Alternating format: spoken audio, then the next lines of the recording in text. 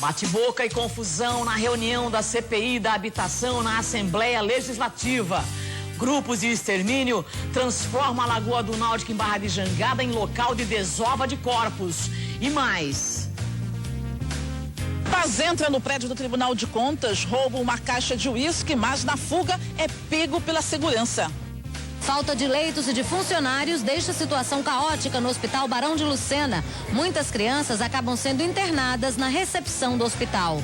Hora de aprender a usar os aparelhos eletrodomésticos, economizando no consumo de energia elétrica. Agora são 11h51 e o TV Jornal Meio-Dia está começando. Muito bom dia para você. A proximidade do inverno deixa em alerta os órgãos de defesa civil. A Codeci fez vistorias hoje de manhã em Jardim Primavera, na Guabiraba, e colocou lonas nas encostas. O Corpo de Bombeiros em Pernambuco também está em estado de alerta. De acordo com o Instituto Nacional de Meteorologia, as chuvas que estão caindo em Pernambuco são em decorrência de uma frente fria que está estacionada sobre Alagoas e vem fazendo estragos naquele estado. Em 2 municípios, a situação é de calamidade. Em Coruripe, uma menina de 12 anos morreu quando a casa dela desabou. A cidade mais atingida pela enxurrada é Feliz Deserto. 90% da população estão desabrigados. A cidade de Feliz Deserto, que fica a 151 quilômetros de Maceió, amanheceu debaixo d'água. Pelas ruas alagadas, os moradores tentavam salvar o que podiam. Ângela foi surpreendida de madrugada pela enchente e teve que agir rápido para não perder tudo. Subi tudo para cima, tem uma coisa até lá em cima das paredes, que eu não pude subir, tudo boiando aí dentro da água, tudo molhada. A proprietária deste mercadinho calcula que o prejuízo foi grande. 4 freezer, fogão, geladeira, tudo foi molhado. Cama, colchão, tudo, roupa, inclusive eu tô com essa roupa desde 1h da manhã, porque a roupa não tem outra para vestir, que foi tudo molhado. Depois de 24 horas de chuva, a cidade de Feliz Deserto está 90% inundada. Em algumas ruas, a correnteza é violenta. Este grupo de amigos teve dificuldade para atravessar a rua ao enfrentar a força das águas. Perigoso, muitas casas desabando, tá sério aqui.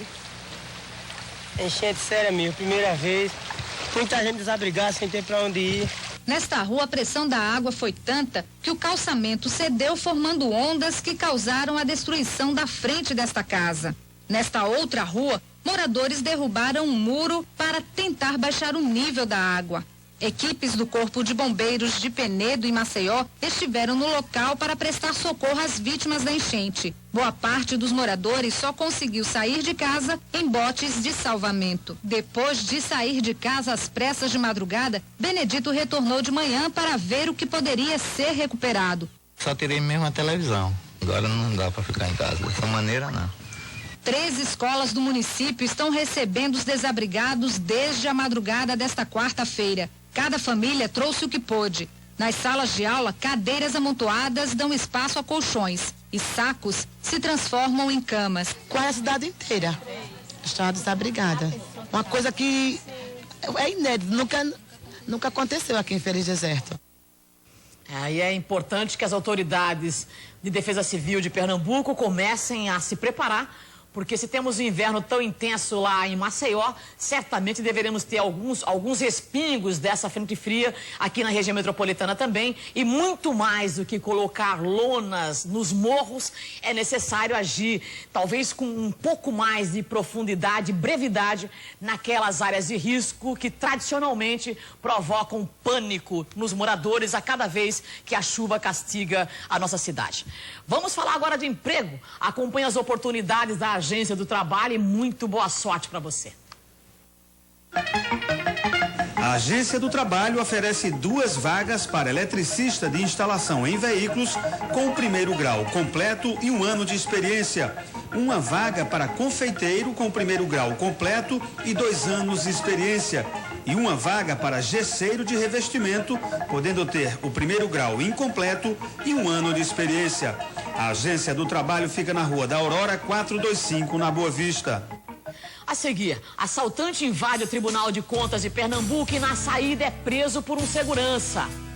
E ainda grupos de extermínio transformam a Lagoa do Náutico em Barra de Jangada em local de desova de corpos. Até já. Que tal você? Um rapaz foi preso depois de invadir o Tribunal de Contas do Estado e tentar roubar uma caixa de uísque. O circuito interno de TV do tribunal gravou o momento em que o bandido subiu ao prédio pela caixa do ar-condicionado. Apesar de toda a segurança, do controle de acesso ao interior do prédio e da vigilância com câmeras de vídeo no Tribunal de Contas do Estado, Denilson da Silva França, 18 anos, conseguiu entrar para roubar. Ontem, por volta das 7h10 da noite, Denilson invadiu o terreno ao lado do Tribunal de Contas, pulou este tapume e conseguiu subir no primeiro andar, se apoiando nas caixas de ar-condicionado. Ele só teve acesso ao interior do prédio depois que forçou e abriu a 5ª janela. No primeiro andar já não tinha mais nenhum funcionário, pois o expediente termina às 5 da tarde. A sala onde ele teve acesso funciona a Diretoria de Administração e Infraestrutura. O rapaz viu uma caixa de uísque debaixo da mesa e pretendia levá-la. Mas acabou se assustando quando um dos seguranças checava as portas e fugiu, deixando a caixa de bebidas. A gente acredita que ele queria pegar outras coisas, né? A caixa de uísque foi o que estava mais fácil. As câmeras de vídeo gravaram o momento em que Denilson passava ao lado do tapume. Depois, quando descia do primeiro andar. E finalmente saía tranquilamente pelo estacionamento, pulando a grade e ganhando a rua. Segundos depois, 2 policiais da segurança que o viram correm atrás e o rapaz é preso. Denilson, que foi levado para a delegacia de Santo Amaro, também é suspeito de ter roubado há 2 meses uma CPU do primeiro andar do Tribunal de Contas. Ele nega e diz que os produtos eram vendidos no comércio da cidade. É bom saber que o tribunal, o lugar onde estão guardados segredos, provas contra homens públicos que não tratam bem o dinheiro público, está bem guardado. Porque levar a caixa de uísque, levar objetos é menos mal. Agora, estar nesse prédio também prova que pode levar, às vezes, político para a cadeia. Então, é bom saber que está funcionando o esquema de segurança do Tribunal de Contas. E os moradores que vivem próximo à Lagoa do Náutico, em Barra de Jangada, estão apreensivos. A lagoa vem sendo usada como local de desova por grupos de extermínio. Hoje de manhã, mais 2 corpos foram encontrados no local. Os corpos foram encontrados hoje pela manhã na Lagoa do Náutico, em Barra de Jangada, Jaboatão dos Guararapes. São 2 homens sem identificação. Segundo informações da polícia, eles foram executados com vários tiros ontem por volta das 6h30 da tarde. Os assassinos teriam sido 6 homens, 3 que estavam numa bicicleta e 3 numa carroça. Embora existam muitas casas próximas ao local, a população diz que não viu ou ouviu nada. A afirmação é de que as vítimas não são da comunidade. E a Polícia Federal instaura inquérito para investigar o esquema de falsificação de atestados médicos no Hospital das Clínicas. Um funcionário da Prefeitura de Gameleira foi flagrado frequentando o hospital como falso médico. José Rodrigues da Silva Filho, de 37 anos, foi detido dentro do Hospital das Clínicas. Segundo funcionários, há pelo menos 1 ano, ele entrava uma vez por semana no ambulatório de ortopedia e no laboratório central, sem a intervenção dos seguranças. Quando ele passa na vigilância e diz que vem trazendo doentes para o ambulatório, para o serviço de arquivo médico, etc., isso é uma coisa que não é, digamos assim, é difícil você pensar que o pessoal da vigilância tenha perspicácia para, em um primeiro momento, intuir que aquela pessoa pode ser um falsário. Este médico conta que José Rodrigues se apresentava como colega de profissão. Sempre se apresentou como um colega, profissão, e que trazia paciente para a gente avaliar. A principal desconfiança era pela falta de uso de termos técnicos, ele usava uma linguagem popular e isso fazia desconfiar e trazia diagnósticos errados, levantava suspeitas, diagnósticos errados também. Isso chamou a atenção para a gente pensar que talvez não podia não ser médico. No último mês de janeiro, esta técnica de enfermagem flagrou o acusado usando o carimbo de um outro médico para emitir um atestado falso. Na época, ele fugiu, mas ontem ele voltou ao hospital. Foi reconhecido pela mesma funcionária e acabou preso. Já faz mais de 1 ano que ele vem frequentando o hospital, se passando por médico, sempre trazendo algum paciente de Gameleira. E procurando o médico, vem, quer para o médico solicitar exames de paciente, né? Sempre alguma queixa, algum paciente já vem com uma queixa. O paciente que está junto dele, sempre que ele disse que é médico, o paciente nunca se questionou.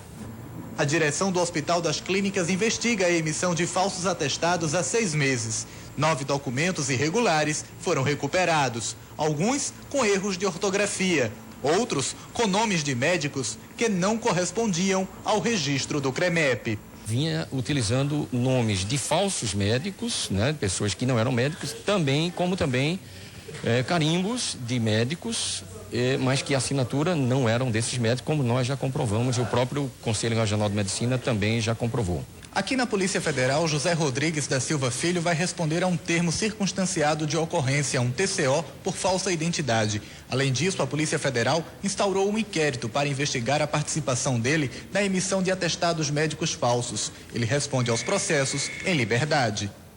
E o inquérito deve ser concluído em 30 dias. A polícia divulga as imagens gravadas no estacionamento de um shopping no momento da prisão do ex-deputado federal Ricardo Heráclio. O vídeo mostra que o ex-parlamentar não foi agredido, não naquele momento, pela polícia militar. O vídeo tem 30 minutos de duração. As imagens não mostram nenhum tiroteio ou agressão física contra o ex-deputado na área do estacionamento do shopping. No local, Ricardo Heráclio foi preso por policiais militares e foi encontrado o carro do ex-parlamentar com 12 perfurações de bala. Ricardo Heráclio foi preso acusado de porte ilegal de arma e por atirar contra o auxiliar de serviços gerais, Gilson José dos Santos, e contra o ambulante Hermenegildo da Silva. O ex-deputado está internado no hospital particular do Recife, se submetendo a uma bateria de exames. Ele está sob custódia da polícia. E o ex-deputado disse à polícia que foi agredido pelos policiais militares e por isso estaria machucado, com hematomas, e era o que justificaria, então, a permanência dele no Hospital Santa Joana, um hospital particular, há mais de uma semana. Lá no hospital, ele fica livre do incômodo da polícia, que quer rapidamente ouvir o depoimento dele. E o advogado do ex-deputado, Ricardo Heráclio, está aguardando para hoje à tarde a decisão da juíza Andréa Cartacho, da Vara do Júri de Jaboatão dos Guararapes, sobre o pedido de liberdade provisória com pagamento de fiança. Uma dona de casa entrou na justiça contra os Correios por causa do extravio de uma procuração que ela mandou ao marido na Argentina. Ela quer indenização por danos morais e materiais.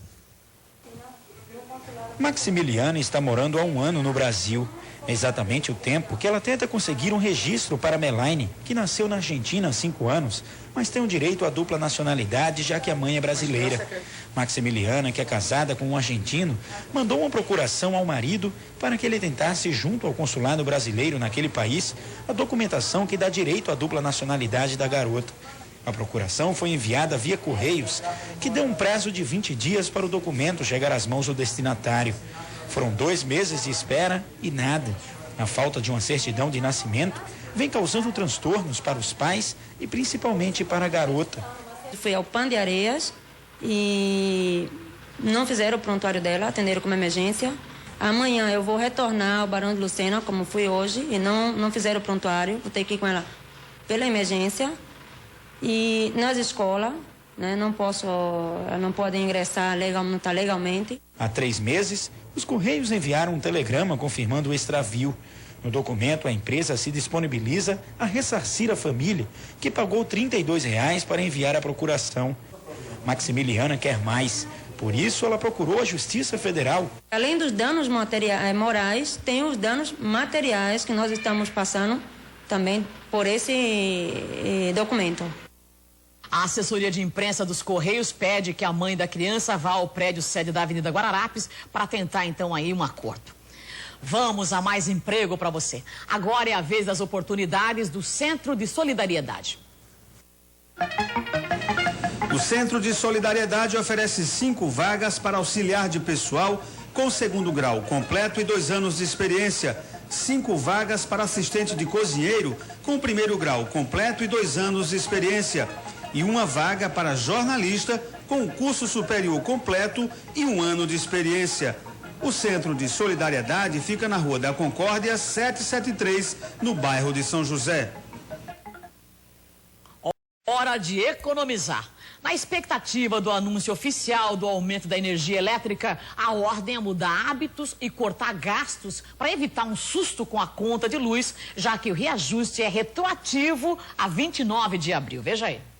O aparelho de ar-condicionado, o ferro elétrico e o chuveiro elétrico são os maiores vilões no consumo de energia em uma casa. Por isso, é preciso estar atento ao uso. Programar o aparelho do ar-condicionado e limpar sempre o filtro. O chuveiro deve ser usado com o seletor no verão e passar roupas sempre de uma vez.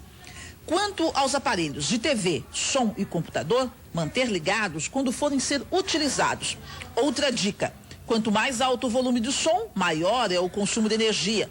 O monitor do computador representa cerca de 80% do consumo do equipamento. Por isso, desligue-o quando não estiver utilizando. Também evite dormir com os aparelhos ligados. Na hora de economizar, preste atenção às lâmpadas. As incandescentes gastam 5 vezes mais que uma fluorescente compacta. Na casa do seu Aguiar, o consumo é maior porque algumas lâmpadas são diclóica. O tipo da lâmpada, o processo como ele é fabricado, que é uma lâmpada pequena, muito mais para um aspecto arquitetônico. Isso consome mais energia. É um preço que vai se pagar, né? Pelo fato da comunidade, o aspecto arquitetônico da lâmpada que está sendo utilizado. Na cozinha podem estar os aparelhos de grande consumo de energia, se não forem usados racionalmente. A máquina de lavar e o micro-ondas devem ser utilizados de acordo com as instruções do fabricante. Mas atenção ao freezer e à geladeira. Não colocar roupas para secar atrás dos aparelhos. Não colocar alimentos quentes. E na geladeira, principalmente, não forrar as prateleiras com plástico ou panos. Cuidado também com a borracha que veda a porta. Um teste simples para ver se está entrando ar é usar uma folha de papel. Se o papel tem dificuldade de soltar, significa que a vedação está boa. Se sair com grande facilidade, é hora de trocar a borracha da geladeira.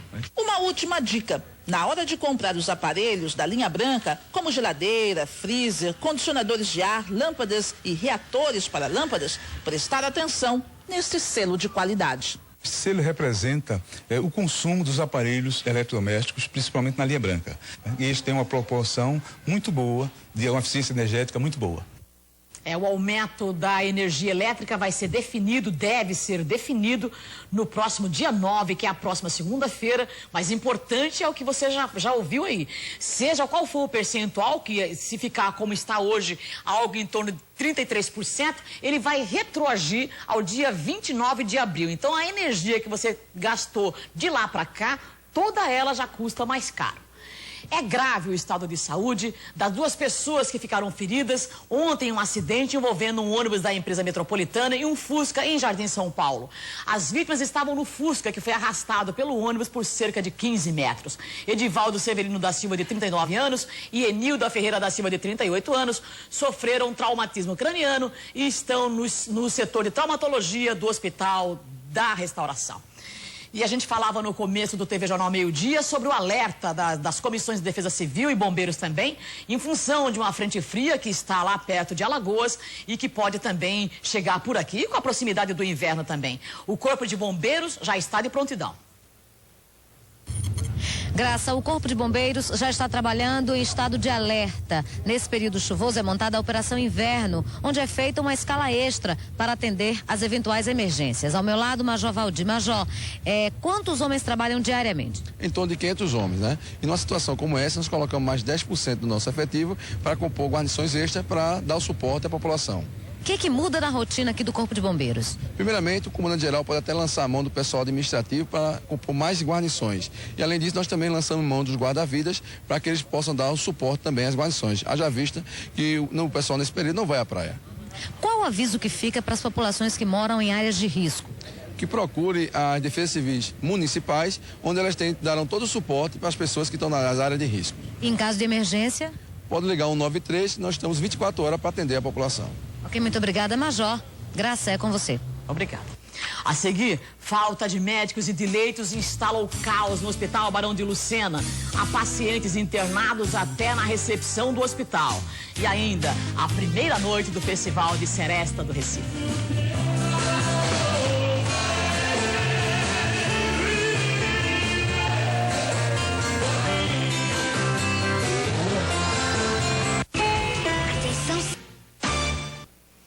pessoas foram presas agora há pouco em flagrante na cidade de Bezerros, acusadas de aliciamento de menores.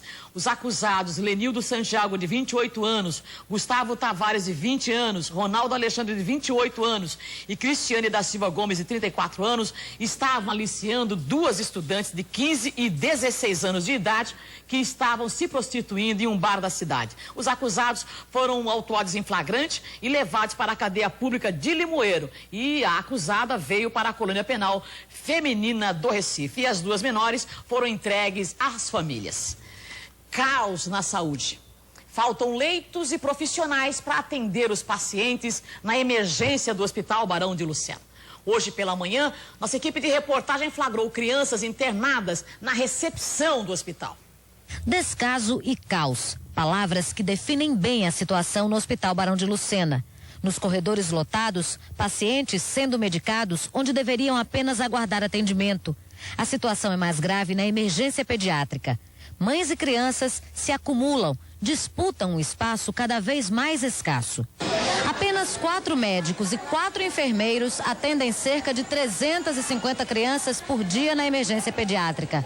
A falta de leitos é tão séria que muitas crianças acabam sendo medicadas aqui, na recepção do hospital. Desde ontem às 10 horas da manhã. Eu cheguei aqui, ela está internada e não foi lá para dentro por falta de vaga e está aqui, ó.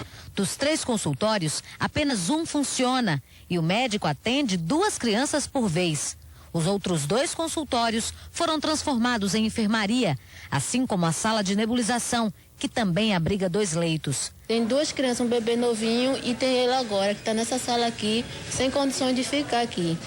Nesta área, onde deveriam ficar apenas 4 crianças em observação, hoje se encontram 27 internadas. Muitas mães ficam em pé, enquanto os filhos tomam soro. Como é que vocês estão fazendo para dormir aqui? Assentado ou deitado no chão. Não tem, debaixo da cama, não tem como. Tá sem leite nenhum, a gente com a criança assim, ó, de sofrimento. Não há lugar também para os médicos, que muitas vezes têm de atender em pé. Com tanta demanda e sem condições de trabalho, esta enfermeira resume o sentimento de quem enfrenta esta situação todos os dias. Fica muito difícil, trabalhando sobrecarregados, várias medicações de horário, não conseguimos fazer no horário, atrasamos medicação, as mães às vezes querem nos culpar da situação, nós tentamos explicar para elas que nós não temos o que fazer, nós precisamos de pessoal, de mais espaço para trabalhar, infelizmente temos que trabalhar nessa situação precária. A assessoria de imprensa da Secretaria Estadual de Saúde informou que a atual superlotação no Hospital Barão de Lucena está ligada ao fechamento da maternidade Bandeira Filho e do Hospital de Camaragibe. Segundo a Secretaria, a atenção básica em pediatria é atribuição de competência dos municípios, como determina o Sistema Único de Saúde. Ainda, segundo a assessoria, a incidência de doenças respiratórias em crianças nessa época do ano também agrava a situação do hospital. Agora, uma coisa é certa, do jeito que está, não pode continuar.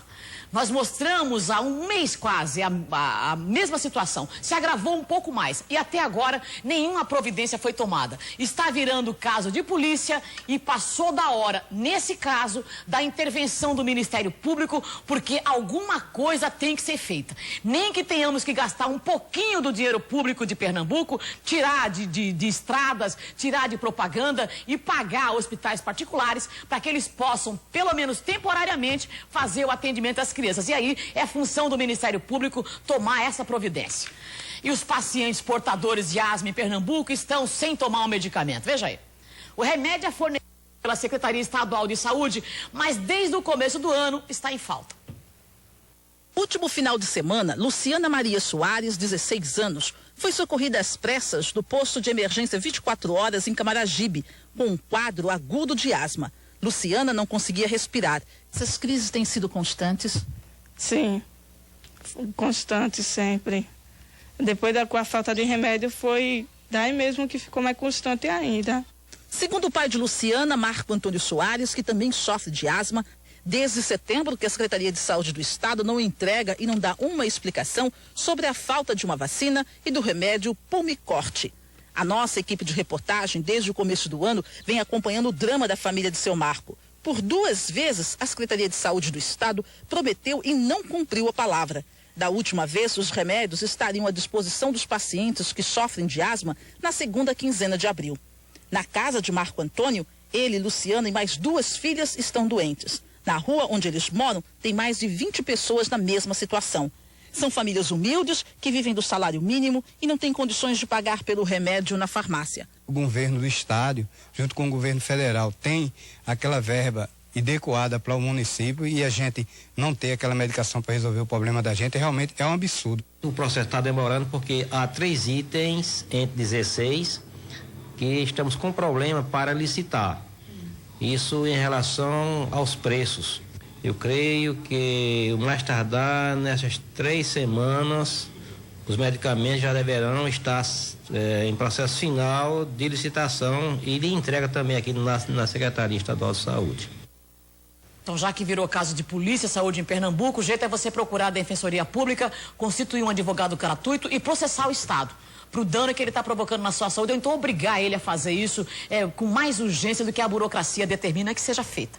Hora do estágio. Fique atento que sua vaga pode estar aqui. O Centro de Integração Empresa-Escola oferece no nível técnico 4 vagas para estágio em contabilidade e 6 vagas em edificações. No nível superior, são 9 vagas para estudantes de análises de sistemas e 4 vagas para direito. O Centro de Integração Empresa-Escola fica na Rua do Progresso, 465, na Boa Vista. Noite de iê, rock and roll na abertura do Festival da Seresta. Fãs de todas as gerações lotaram a Praça do Marco Zero para acompanhar o primeiro dia de shows. O público começou a chegar cedo, logo as mesas ficaram ocupadas. Antes dos shows, muita gente aproveitou para ensaiar os passos e esperar dançando pelas atrações. Gerry Adriani foi um dos convidados mais esperados da noite. No palco, ele cantou um repertório clássico com sucessos dos anos 60.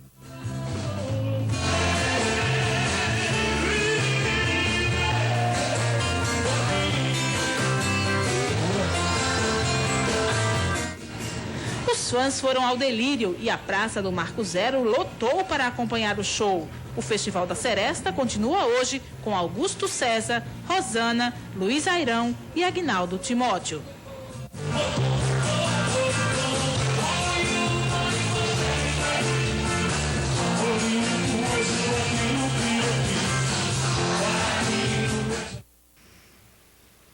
E uma última notícia. O engenheiro contratado pela seguradora Vera Cruz depõe na CPI da habitação da Assembleia Legislativa e choca os presentes usando termos de baixo calão. Outras informações com a repórter Eliana Victório. A 8ª reunião da CPI da habitação começou às 9h30 da manhã. A primeira pessoa a prestar o depoimento foi a gerente de administração de créditos de terceiros da empresa gestora de ativos Engea, que é ligada ao Ministério da Fazenda. O depoimento partiu de denúncia dos moradores do residencial Catamarã, em Candeias, Jaboatão. O condomínio apresenta vários problemas de estrutura e os moradores foram convidados a quitar a dívida. O clima esquentou mesmo foi com o depoimento do segundo engenheiro responsável pela elaboração do laudo encomendado pela seguradora Vera Cruz, referente ao edifício Areia Branca, que desabou em outubro de 2004 em Piedade. O engenheiro Marcos José Salvador Vasconcelos usou de palavras e comparações inadequadas que não agradaram ao público e aos deputados. Eu e a delegada que estávamos na mesa anotamos isso, não quisemos interromper o depoimento, mas fomos procuradas, inclusive por várias mulheres, algumas senhoras que estão acompanhando a CPI, e eu não podia deixar de registrar a nossa indignação. A presidência da CPI decidiu fazer um intervalo durante o depoimento do engenheiro Marcos José. 10 minutos depois, os trabalhos foram reiniciados. O intervalo foi para analisar e comparar o laudo que foi apreendido há 2 dias no escritório da seguradora Vera Cruz, pois esse laudo não coincide com outro laudo que os engenheiros entregaram ontem à tarde aqui no prédio da Assembleia para a presidência da CPI da habitação. A cobertura completa da CPI, que ainda não terminou, você acompanha às 6h30 no TV Jornal Agora com Lorena Barbier. O TV Jornal Meio Dia fica por aqui e deixa você na companhia hoje de Diego Pérez, que vai apresentar hoje, excepcionalmente, o Bola Cruzada, que tem notícias ruins para a torcida tricolor. Até amanhã.